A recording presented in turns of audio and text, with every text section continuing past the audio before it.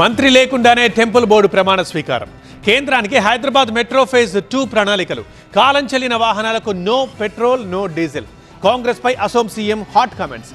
ఇలాంటి ఇంట్రెస్టింగ్ న్యూస్ని ఇప్పుడు 30 సెకండ్స్లో చూసేద్దాం.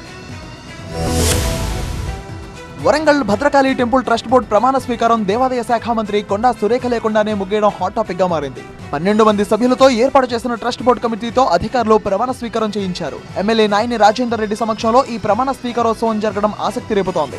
భద్రకాళి ఆలయ చైర్మన్ డాక్టర్ శివసుబ్రహ్మణ్యంతో పాటు 12 మంది సభ్యులు ధర్మకర్తల మండలితో ప్రమాణ స్వీకార కార్యక్రమం పూర్తి చేశారు దేవాదాయ శాఖ అధికారులు. కొద్ది రోజులుగా వరంగల్ జిల్లా కాంగ్రెస్ రాజకీయాలు మంత్రి సురేఖ దంపతులు వర్సెస్ ఎమ్మెల్యేలు అన్నట్టుగా కొనసాగుతున్నాయి.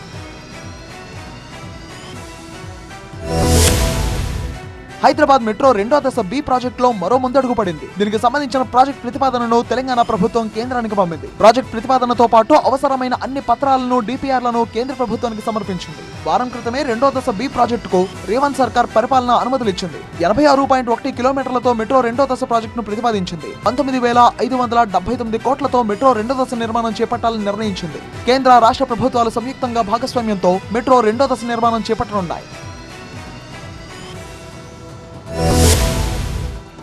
అసోం ముఖ్యమంత్రి హిమంత బిశ్వ శర్మ కాంగ్రెస్ పై సంచలన వ్యాఖ్యలు చేశారు. అసెంబ్లీ ఎన్నికలకు ముందు కాంగ్రెస్ పార్టీ 5,000 ఫేక్ ఫేస్బుక్ ఖాతాలను సడన్ గా యాక్టివేట్ చేయడంపై అనుమానాలు వ్యక్తం చేశారు. దాదాపు నెల రోజుల నుంచి యాక్టివ్ అయిన ఈ సోషల్ మీడియా అకౌంట్లన్నీ ఇతర దేశాల నుంచి ఆపరేట్ చేస్తున్నట్టు వెల్లడించారు. అందులోనూ ఆ దేశాలన్నీ ఇస్లామిక్ దేశాలు కావడం మరిన్ని అనుమానాలకు తావిస్తుందన్నారు. ఫేక్ అకౌంట్ల ద్వారానే ఎన్నికల కంటెంట్ అంతా ప్రచారం చేసేందుకు సిద్ధమయ్యారని తెలిపారు. అయితే ఆయా ఫేక్ అకౌంట్లపై ఎలాంటి సందేహాలు రాకుండా వాటి గమ్యస్థానాన్ని ఐఐటి గౌహతిగా చూపిస్తున్నారన్నారు.